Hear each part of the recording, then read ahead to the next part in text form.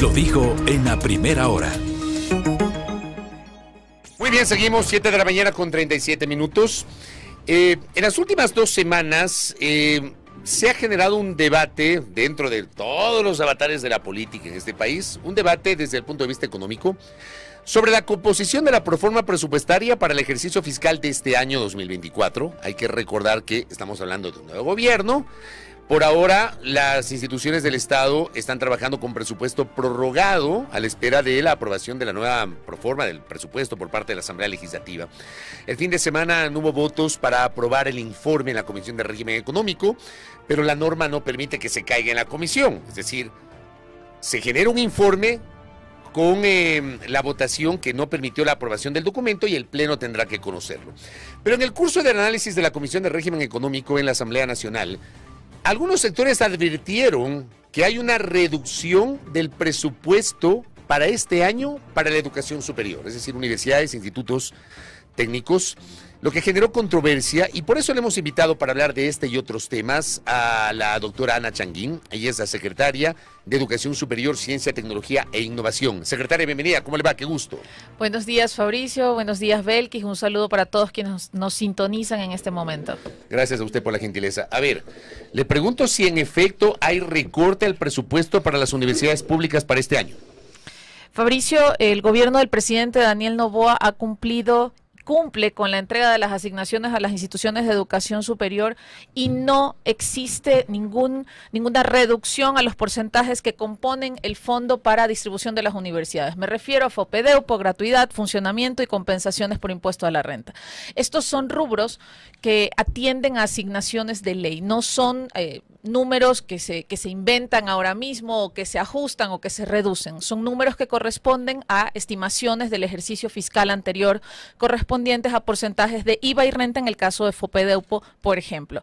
En este año, si sumamos FOPEDEUPO 1.069, gratuidad 184, funcionamiento 17 y compensación 49 en millones de dólares, esto suma un total de 1.319 millones que serán repartidos, asignados a las universidades públicas del país versus 1.322 que correspondió al ejercicio 2023. La reducción o la diferencia, la variación es de 2.8 millones y justamente esto atiende a estimaciones y a proyecciones que se realizan en impuestos. La variación es hacia arriba. No, la variación es hacia abajo, 2.8 millones. ¿Que corresponde puntualmente a qué, perdón?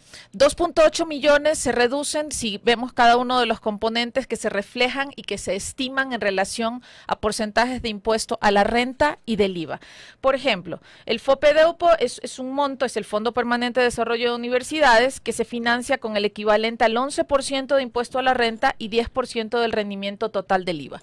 Esto es un rubro que el Servicio de Rentas Internas certifica, luego desde la Secretaría de Educación Superior, lo utilizamos en una metodología participativa con todas las universidades durante el ejercicio anterior, en un proceso transparente, en conjunto con nuestros rectores, y de ahí sale la famosa fórmula con la cual se dividen y se distribuyen los recursos. ¿Por qué entonces tuvimos estas alertas por parte de varias universidades en el sentido de que en efecto se iba a haber disminuido su presupuesto? ¿Hay notas de prensa? Déjame justamente hablar de esa nota de prensa. No sé si tú tienes una nota de prensa en ese sentido. Tengo una de Diario Expreso en Dale el con que esa nota. se hace referencia, por ejemplo, a la Universidad de Cuenca, en el que se ha dicho que en ese caso puntual la reducción sería de casi 1,5 millones de dólares. Yo tengo una de primicias, en cambio. Universidades tendrán una reducción de sus presupuestos y lo reconoce el gobierno. Primicias dice, el Ministerio de Finanzas dice que el presupuesto de las universidades para 2024 será de 1.346 millones, es decir, 3 millones menos que en 2023. Va de la mano con lo que también pregunta Belkis y esta alerta de las universidades, doctora Changuín. Sí, por ejemplo, justamente en lo que decía Belkis, en el caso de la Universidad de Cuenca, que generó algunas noticias, pero creo que aquí hay que hacer algunas precisiones. Y ustedes y nuestros amables radioescuchas que siguen el tema, por ejemplo, presupuestario, y que no es sencillo. Hay que considerar que lo que muestra, la página que muestra el presupuesto, la proforma que está en este momento atendiendo la Asamblea, compara, por supuesto, el codificado 2023, es decir, todo el ejercicio 2023, y en una columna adicional te colocan la proforma inicial 2024. Por lo que lo correcto es comparar proforma inicial 2023 con proforma inicial 2024. No la codificada, ya es lo ejecutado, lo asignado durante el año, ¿cómo es esto? Y adicionalmente la codificada incluye temas de autogestión que realizan las universidades y recursos que ellos consiguen a través de financiamiento, alianzas, cooperación, IVA no devengado en otros periodos. Hay una serie de rubros que van a estar incluidos en el famoso codificado que no se comparan y es incorrecto compararlo con una proforma inicial. Lo correcto, y ahí sí en términos, es comparar peras con peras, manzanas con manzanas, y en este caso es inicial 2023 e inicial 2024. En el caso de la Universidad de Cuenca, para ejemplificar, ¿cuál fue la asignación inicial 2023? 74.8 millones y en la proforma 2024, 73.3 millones. Hay una variación, sí, menos 1.4 millones. ¿Por qué le puede bajar un poquito la hoja? Porque si no, no se le ve, vea. Tenía que ponerla del otro lado. Este tipo de variaciones, ¿por qué y a qué se deben? Si miramos el presupuesto y las asignaciones que se han hecho a todas las universidades, vamos a ver que en esta proforma inicial 2024, ciertas universidades van a tener una variación al alza y ciertas universidades van a tener una disminución a la baja. Esto de ninguna manera significa que la universidad tiene menos calidad, que la universidad realizó de manera equivocada mal sus procesos. No, hay una fórmula matemática compleja, pero que se elabora de forma transparente con las universidades y que atiende a algunos criterios. ¿Qué criterios? Atiende criterios de calidad, de excelencia, eficiencia administrativa, justicia y equidad, tasa de permanencia de los estudiantes, tasa de titulación, la oferta de cupos que realizaron, publicaciones en revistas indexadas, revistas de alto impacto, cuánta investigación se realiza. Y estas fórmulas se dan justamente porque una universidad en una provincia no necesariamente tiene los mismos requerimientos que una universidad en otra provincia, ni siquiera el costo por estudiante es igualito si hablamos de una provincia en, qué sé yo, de Carchi y hablamos de Guayas, o hablamos de Pichinche, hablamos de Orellana. Entonces hay una fórmula que lo que busca es, primero, garantizar la sostenibilidad de las universidades y el segundo, sí, medir indicadores, variaciones en indicadores que los he enumerado acá y que se trasladan, se socializan con los rectores de las universidades en un proceso durante el ejercicio anterior. Estas cifras que están en la proforma de ninguna manera han sorprendido a los rectores o a quienes lideran las universidades. Ellos conocían estos porcentajes porque los han trabajado en mesas de diálogo con nosotros durante el ejercicio anterior. Doctora, quiero terminar de entender este caso puntual de la Universidad de Cuenca, porque usted dijo, en efecto, lo que es correcto es comparar una proforma inicial 2023 con la proforma inicial 2024. Y en este comparativo que usted ha hecho, en efecto, en ese caso puntual sí se refleja esta disminución de más o menos 1,8 millones de dólares a las que la Universidad de Cuenca hace referencia. Entonces, sí hay una disminución. Sí hay una disminución, pero en un momento se decía y se hablaba que había una disminución de más de 20 millones de dólares, por ejemplo, para esta universidad, comparando efectivamente devengado con proforma inicial 2024, que ya hemos dicho es incorrecto. Estas variaciones, sí hay una variación en el presupuesto, en el caso de la Universidad de Cuenca tiende a menos 1.4 millones, pero que es una variación que es resultado de la aplicación de una fórmula de matemática aplicada para todos los actores del sistema. Hay otros actores, por ejemplo, que tuvieron una variación en positivo. Ojo, no todas las universidades tienen una reducción. Hay otras que reportaron una variación, por ejemplo, un mejoramiento en asignación de cupos, un mejoramiento en tasas de titulación, mayor cantidad de artículos indexados, mayor cantidad de publicaciones, de publicaciones en revistas de alto impacto, mayor equidad en órganos de gobierno. Y todos esos indicadores son valorados en una fórmula matemática que es la que finalmente termina determinando cuál va a ser la asignación para el siguiente periodo. Ahora, hay algunas presunciones y confusiones al mismo tiempo. Le quiero agradecer públicamente a mi colega Karen Aro, que ha estado siguiendo el tema del presupuesto de las universidades. Me envía algunos aportes. Por ejemplo, en un inicio la proforma tenía estas cifras, y me muestran algunas cifras, un presupuesto de 2023 de 1.349 millones versus 2024 1.346. Por ejemplo, el FOPEDEPO tenía 1.073 en 2023, versus 1.069 en 2024, la gratuidad 184 en los 2 años, funcionamiento 17 en los 2 años, compensación 49 en los 2 años. Dice Karen, esto inicialmente tenía. Luego Cenecit dijo que otras eran las cifras. Cenecit manifestó que en 2023 la asignación fue de 1.322 millones y en 2024 1.319 millones, identificándose una variación de 2.8 millones de dólares. Y claro, pregunta por qué esa variación. Esas cifras iniciales que acabo de leer fue las que se presentaron inicialmente en la Comisión de Régimen Económico. ¿Hubo variación? ¿Hubo confusión? ¿Qué fue lo que pasó? Y le traslado estas inquietudes a propósito de estos aportes de mi colega que está en sintonía y que me envía justamente estas referencias, doctora. No, y agradecerle a Karen porque son precisiones necesarias para la ciudadanía. Ninguna contradicción, ninguna variación. La cifra que ella está dando respecto, por ejemplo, al ejercicio 2024, que es de 1.346, incluye un ahorro por devolución de IVA, que son 27 millones y es una variación que también estaba incluida en las diapositivas que presentó Finanzas. Yo no las incluyo y lo cierro en 1.319, pese a que también se va a incluir el tema de devolución por IVA, porque esto atiende de manera estricta a los componentes que se van a distribuir entre las universidades. Repito, FOPEDEUPO, gratuidad, funcionamiento y compensación. FOPEDEUPO 1.069, gratuidad 184, funcionamiento 17, compensación 49, que suman 1.319. Las cifras que ella está diciendo también son correctas porque esto se expuso justamente por el Ministerio de Economía y Finanzas, pero que incluyen el ahorro por devolución de IVA de 27 millones, querida Karen. Correcto. A ver, en conclusión, para cerrar esta parte de la entrevista, al final hay una reducción, porque usted nos dice inicialmente no hay reducción, pero sí hay reducción.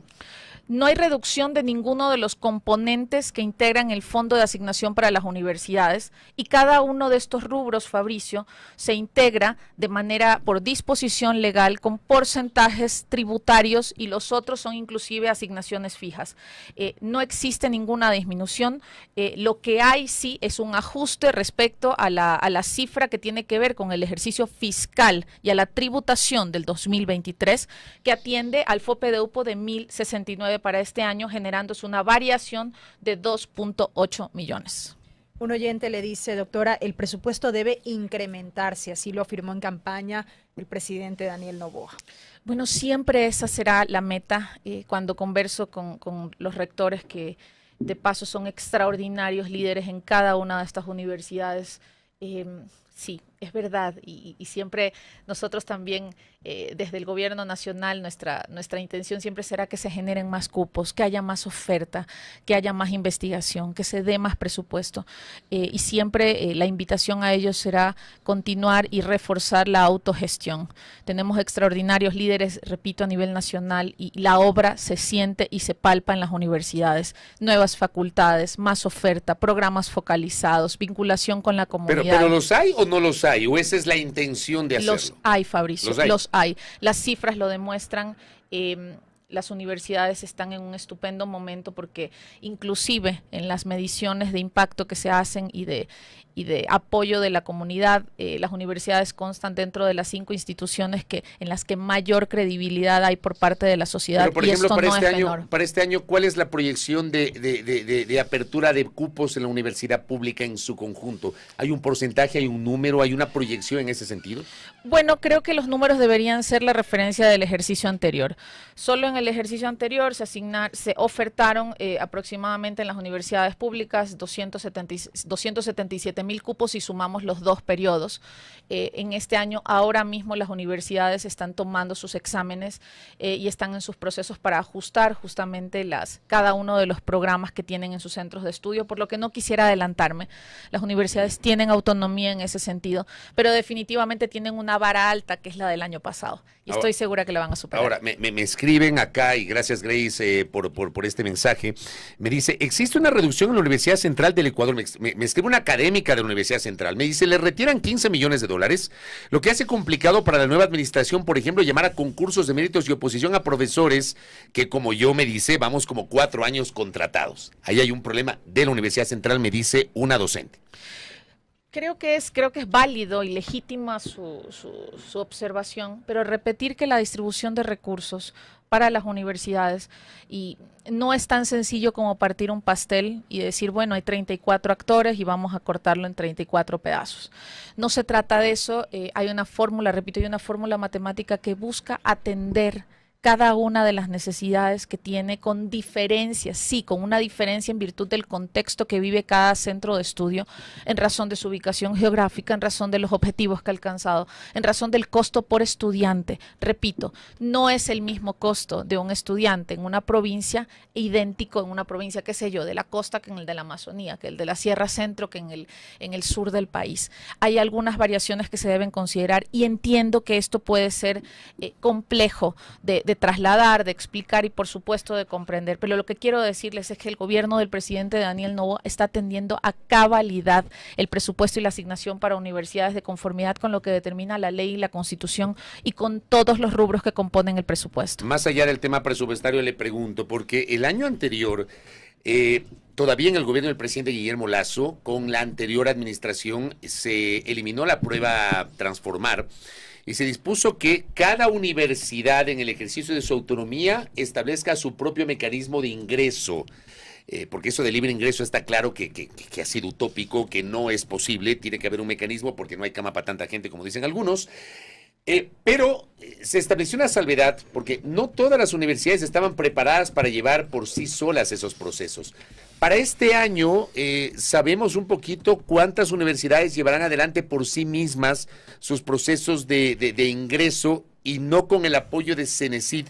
¿Y cuántas universidades, en cambio, siguen solicitando el apoyo de la Secretaría para llevar adelante esos procesos, doctora? Esto es preciso, Fabricio, porque hasta el periodo pasado 5 universidades fueron asistidas por la Cenecit para la toma de sus exámenes, pero en el ejercicio que estamos viviendo ahora mismo, todas las universidades públicas del país van a realizar sus procesos de manera autónoma y de forma responsable. Ya sin el ya apoyo los de la están. Cenecit. Ninguna universidad será asistida por la Cenecit en este periodo para la toma de exámenes. Los estudiantes o los aspirantes a la educación superior deben acudir directamente a las universidades. Ya son se procesos registraron que se llevan directamente por parte de cada una de las y que universidades. ya se están realizando. Ya son algunas las universidades las que han tomado los exámenes la semana pasada, hace 8 días, están tomando esta semana y todo se está desarrollando con absoluta normalidad. Cenecit realizó un registro nacional que justamente lo que permite es que se haga una especie, yo lo denomino una especie de censo, de radiografía de quiénes son los que aspiran a ingresar a la educación superior pública en este periodo, y esa precisamente es la base, es el piso desde el cual parten las universidades para la toma de sus exámenes. También, y aprovechando el tema de la toma de exámenes, el día de hoy, 5, 6 y 7 de marzo, estamos tomando exámenes en Cenecit, desde Cenecit para los 55 institutos que tenemos a nivel nacional. Nosotros sí nos encargamos del acceso a esta opción técnica y tecnológica para el país.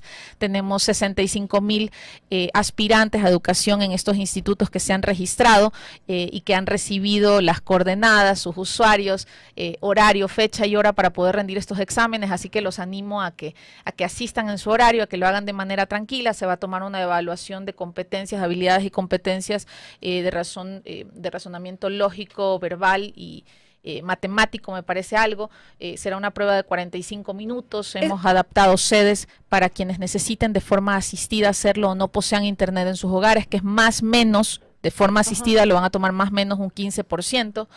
Tenemos locaciones en todo el país y estamos listos para poder informarles un proceso exitoso. ¿Esta dinámica es igualmente para asignación de cupos en estos institutos o cómo es la dinámica? La Cenecit tiene 55 institutos adscritos, en los cuales tenemos más o menos un universo actualmente de 45,000 estudiantes a nivel nacional actualmente. Por lo que, por supuesto, estamos ahora llevando a cabo un proceso de toma de exámenes ordenado, sí, para nuestros institutos, en una plataforma en la cual los chicos van a poder acceder, chicos y no tan chicos, porque en realidad la educación superior es para todos, van a poder acceder a la toma de exámenes. Y a las carreras que ellos aspiren. Sí, y tenemos un gran abanico de carreras técnicas. Estoy hablando, por ejemplo, de carreras como contabilidad, diseño de modas, mecánica automotriz, soldadura. Estamos hablando de actividades, por ejemplo, de investigación bioquímica, carreras extraordinarias, mantenimiento de equipos de frío, realización de sistemas de riego en la costa, tenemos en la sierra gastronomía y una serie de carreras técnicas y tecnológicas que creo que están pegando muchísimo porque no solo es la realidad del Ecuador, sino es la necesidad del mundo post-pandemia. Hablando de las carreras, le envío un abrazo a Ricardo Rivas, que también está en sintonía. Me dice, me gustaría saber si existe un estudio de necesidades en cuanto a profesiones se refiere, de que hay carreras que están sobresaturadas y cuando se gradúan no encuentran puestos de trabajo en el país. Me parece que eso pasa con Derecho, Administración, Comunicación Social, por mencionar evidentemente ejemplos. ¿Hay ese estudio de necesidades? Por supuesto, no solamente que hay un estudio nacional, sino que cada universidad procura incorporar el componente de pertinencia de la carrera y del programa que se oferta con las necesidades que hay en su sector. Repito, no necesariamente son las mismas carreras las que se ofertan en una provincia, en la costa, con las que se ofertan en la Amazonía o en Sierra Centro. En la costa, por ejemplo, en ruralidad, en Tosagua, tengo un ejemplo en la mente, tenemos carreras en medio del campo, hay una facultad técnica que oferta carreras para estructurar sistemas de riego, canales de riego, para poder hacer siembra rápida, para poder tener inclusive mantenimientos de equipos de sistemas de frío, para aires acondicionados, para neveras. Y son particularidades y necesidades del sector que no necesariamente van a estar en provincias como Chimborazo o en provincias como Loja. Y ese efectivamente es el factor de pertinencia que estamos trabajando. Quiero decir también que en alianza y en coordinación con el CES, el Ministerio de la Producción y actores empresariales y productivos, integramos algo denominado el clúster académico productivo. En este clúster justamente lo que queremos hacer es adecuar y terminar de enganchar la oferta con las necesidades del sector. Esto que estaba preguntando justamente el radio escucha, que parece tan obvio, ¿no? Es tan obvio que se vincule lo que necesita el sector con lo que se está ofertando en las universidades, no necesariamente ha sucedido y tampoco es algo que se puede realizar hoy y no se actualiza año a año porque las necesidades pueden ir variando conforme avanza el momento y la modernidad en el mundo. Por ejemplo, ahora mismo carreras técnicas, carreras de mantenimiento de equipos informáticos, estructuras, infraestructuras de sistemas y de software es fundamental y son de las carreras más buscadas dentro de nuestros institutos. Y esto, por supuesto, no era la misma realidad hace 5 años, ni siquiera hace 3 años. La pandemia definitivamente marcó un antes y un después y hoy la oferta académica tiene que responder a esas necesidades. ¿Que esto puede mejorarse? Seguro que sí.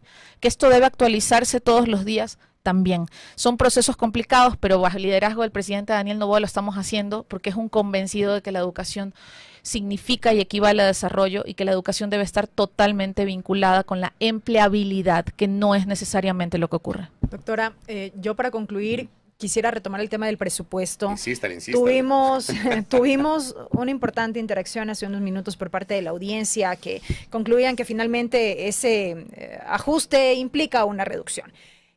Yo al menos me quedé con esa sensación de no haber tenido claro cómo es que el gobierno dice que el monto, el presupuesto bajará de los 1.322 millones de dólares de 2023 a 1.319 millones de dólares en este año, cuando ya dijimos e hicimos el comparativo. Solo en Cuenca la reducción es de 1.8 millones más o menos y en la Universidad Central supuestamente, según lo que comentaba el oyente, 15 millones de dólares. Entonces, ¿cómo es que hablamos de esta reducción de 3 millones de dólares cuando tenemos estos rubros puntuales en cada universidad que se están dando a conocer? Porque hay universidades que tienen variaciones en positivo, Belkis, sí es una gran pregunta.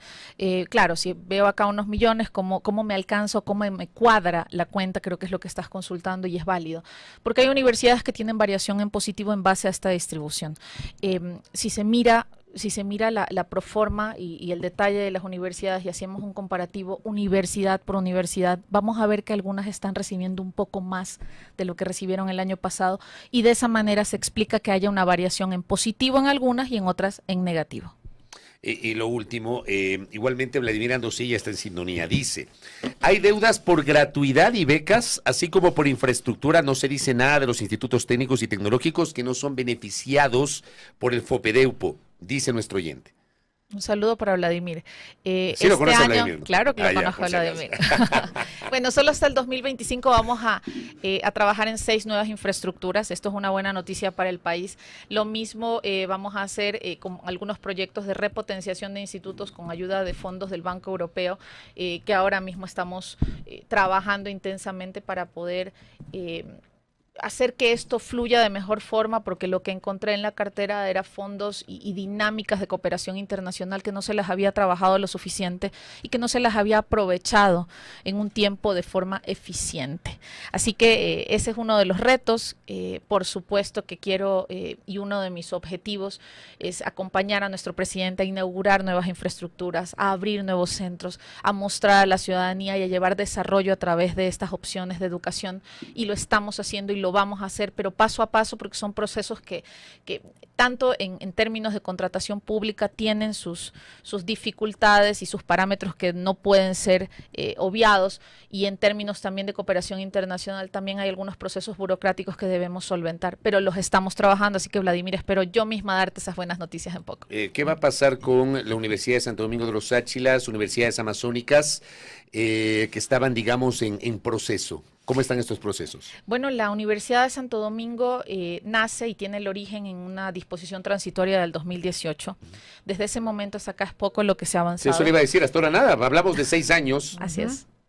Así es ¿Y poco en lo qué que se ha proceso está? avanzado, pero mi trabajo no es mirar hacia atrás, mi trabajo es mirar hacia adelante con el Qué bueno presidente que no de la mira el República. retrovisor, Me encanta cuando no miran el retrovisor. Mi trabajo es mirar hacia adelante y mirar hacia adelante en términos de desarrollo con el presidente Daniel Noboa. ¿Ya qué se va a hacer con Santo Estamos Domingo? listos, tiene que trabajar ahora mismo, y lo está haciendo, en elaborar un expediente con unos estudios de pertinencia, viabilidad y factibilidad, porque ni siquiera esto estaba completo. Aspiramos tener estos estudios listos. Primero, contratar la consultoría. Esto se abre el 14 de marzo, si la memoria no me falla. Esto estaría listo porque son estudios que tienen algunos componentes y estarían listos más o menos para agosto de este año, y con eso se podría iniciar cualquier perspectiva. Primero, pasarlo al CES. Miren, son algunos pasos, ¿no? Esto se lo pasa al CES, el CES emite un informe, luego esto va a la asamblea, porque recuerden que las universidades en el país se crean por ley. Así que lo primero que deberá haber es un estudio de factibilidad, un informe con un ok del CES y la creación de la correspondiente ley. A ver, creo que los grandes pasos se están dando en este momento que no se habían dado, Fabricio. Por eso me siento optimista respecto a esto. Y cuando hay voluntad, los tiempos sí se acortan. ¿Qué pasa con Amazonía? La Amazonía tenemos 4 universidades, están más avanzadas, 2 de ellas están ya inclusive con planes para poder utilizar sedes y utilizar infraestructura de otras casas de estudio y poderse habilitar de manera inmediata. Estamos trabajando de forma coordinada con la CTA. Aquí hay una particularidad con las de la Amazonía, que tienen recursos de los asignados a la circunscripción amazónica, por lo cual hay mayores oportunidades de que esto se cristalice de forma más rápida, ¿no? De poderlo ver de forma inmediata. Yo creo que sí ha habido ahí poco deseo de que esto avance, pero el mensaje para todos quienes nos están escuchando es que las cosas están cambiando y el nuevo Ecuador va a avanzar en este tipo de procesos. Ana Changuín, gracias por el tiempo, muy amable. Gracias a ustedes. La secretaria de Educación Superior, Ciencia, Tecnología e Innovación, Ana Changuín, aquí en A Primera Hora, gracias además de interacción de nuestra audiencia, los aportes, porque evidentemente estos temas vinculados a la educación siempre generan inquietudes, comentarios y, por cierto, aspiraciones legítimas por parte de nuestra audiencia. Gracias a nuestra invitada. Primera Plana. Todas las noticias, todas las voces.